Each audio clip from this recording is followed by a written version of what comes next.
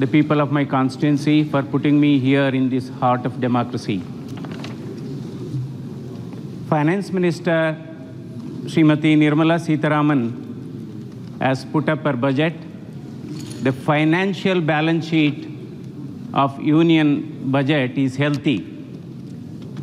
Unfortunately, the genetic balance sheet and the health balance sheet of Indians is not that healthy. Young and middle-aged Indians are becoming vulnerable to various non-communicable diseases. Today, 60% of deaths in India is due to non-communicable diseases, and number one killer is heart attack and its cardiovascular related disease. And most important, this particular heart attack is occurring among younger people. In fact, earlier, children used to bring parents for the treatment of heart attack and its various cardiovascular disease. Today, parents are bringing their children in the age group of 25 to 45 for the treatment of heart attack as well as brain stroke. So this is where, to address this very important issue, our Honorable Prime Minister Narendra Modi ji has brought in one of the biggest public health scheme in the name of Ayushman Bharat. So today, otherwise for all these problems, our poor people were selling jewelry and they were selling lands. In fact, the treatment is so expensive in private corporate hospital, and what they spend in corporate hospital is their lifetime earning. To address this issue, the Ayushman Bharat is in place ever since 2018, September 23rd. And till now, we have treated under the scheme more than 6 lakh crore beneficiaries have been treated. And 65%, of the population, at least 65 crores have been benefited. They are the Ayushman Bharat beneficiary. Why I am stressing this heart attack issue? Because heart attack today is no more a disease of elite class, is no more a disease of rich people. It is equally increasing among poor people, farmers, villagers, laborers, and even underprivileged. And the treatment of heart attack is time-driven. For every 30 minutes of delay in initiating treatment for heart attack, risk of death increases by 7%. So this is where a time has come, we have to adopt what is called hub and spoke model for treating heart attack. The spoke hospitals has to be taluk hospitals, and hub hospital has to be the tertiary care hospital in nearby bigger cities. So initial treatment has to be given in taluk hospital under spoke and hub model. We have what is called one minute injection of clot dissolving drug. If that medicine, a simple injection in an ordinary MBBS doctor can do with little bit of awareness, if it is given within the first 3 to 6 hours of heart attack, risk of death comes down by 20% to 5%.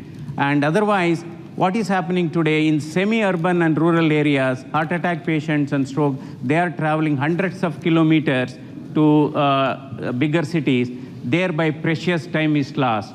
So as a result, today Ayushman Bharat covers all these expenses. So I was part of this hub and spoke model of heart attack treatment in our state of Karnataka. We have implemented in 45 taluks. Now it is being expanded to 90 taluks. It is in place in some other states also, like Tamil Nadu, Goa, Maharashtra, Orissa.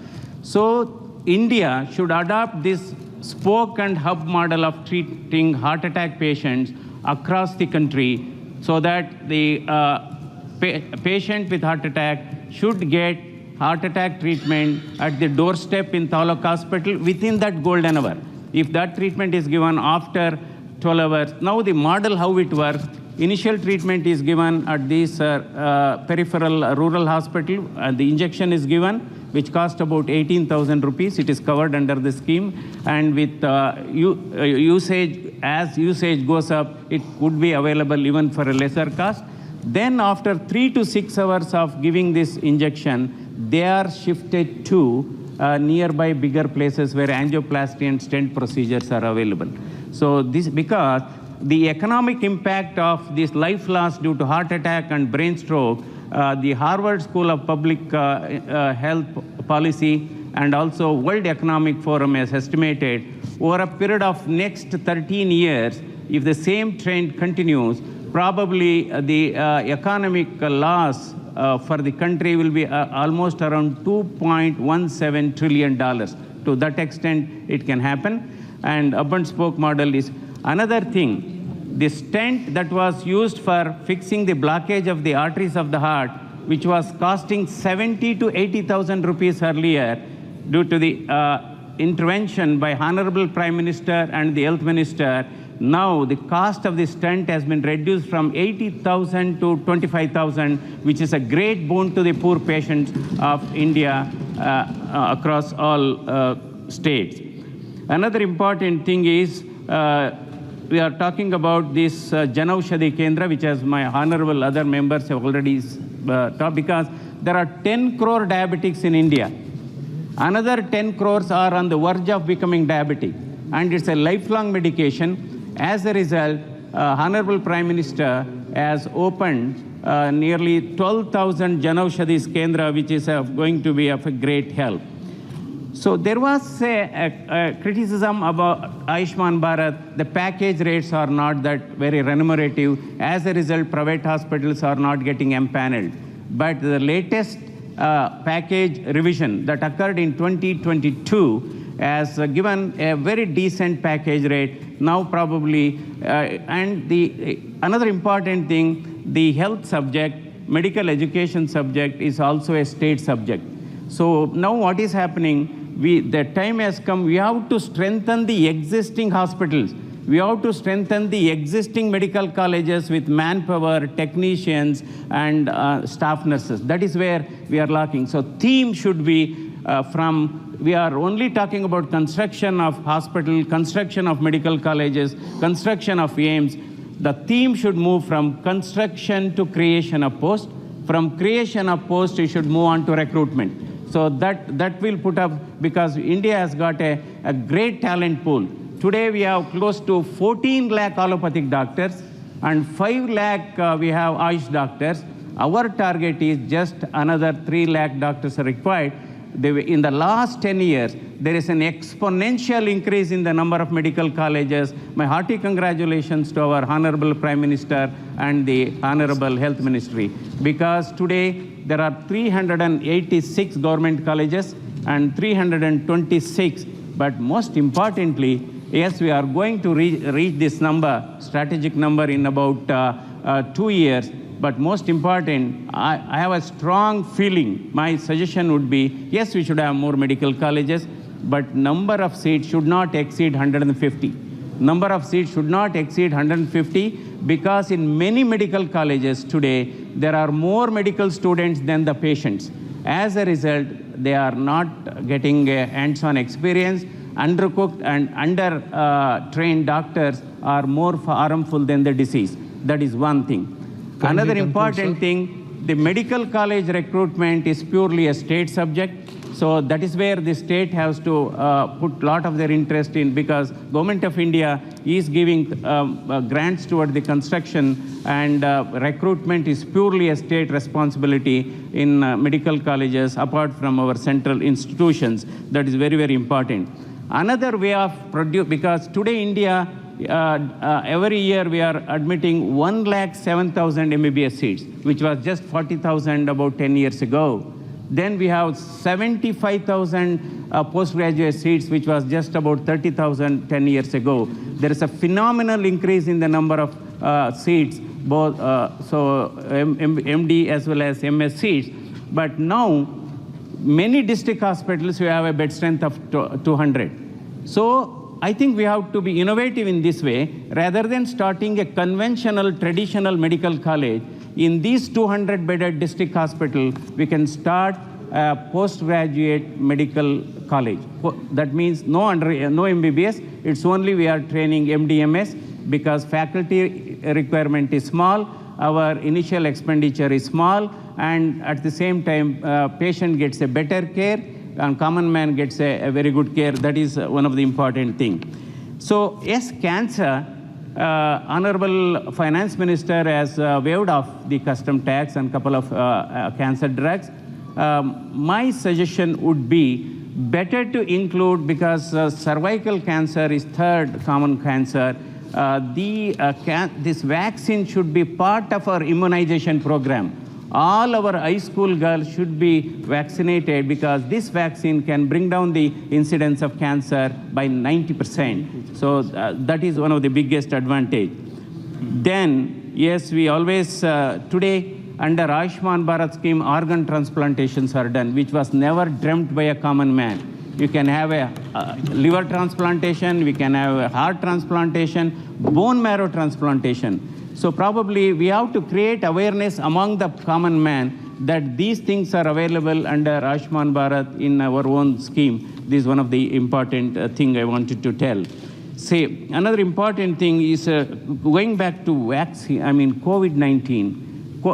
COVID-19 menace, that pandemic, the way our Honorable Prime Minister handled, we really salute his leadership, and he became the chief warrior of COVID-20 management.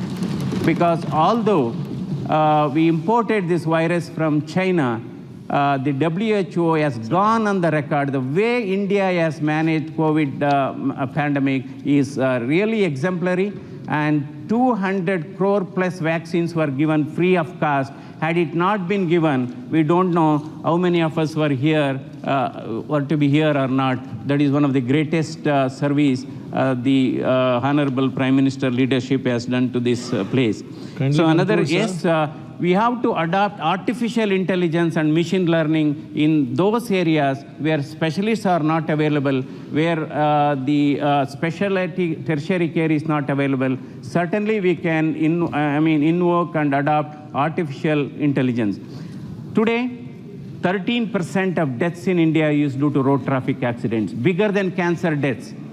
So there is a need to have a polytrauma center, because 90% of these patients, accident victims, will have multiple injuries, head, abdomen, and fractures. They all need to be fixed under one roof. Again, treatment need to be given in golden hour.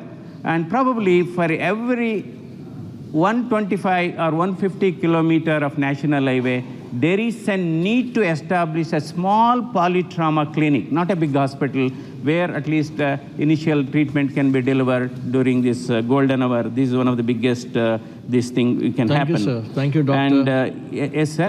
Thank you, doctor. Thank you. Just I will take 1 minute.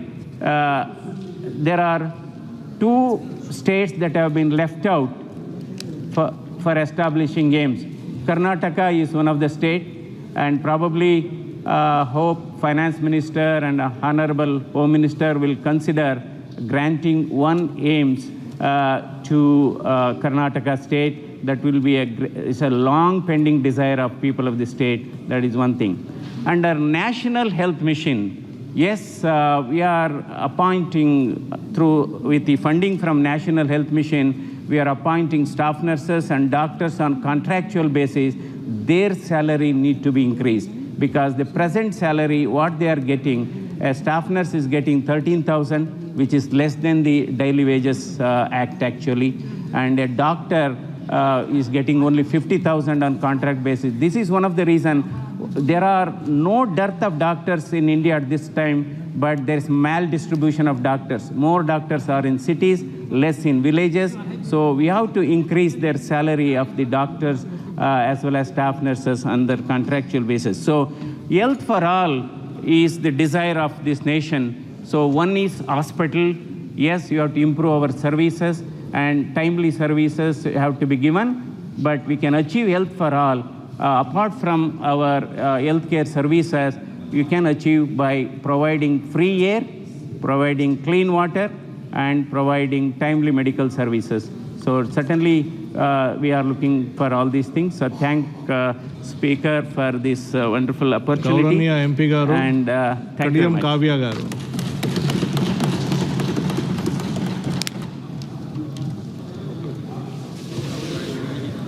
Honorable Speaker, sir.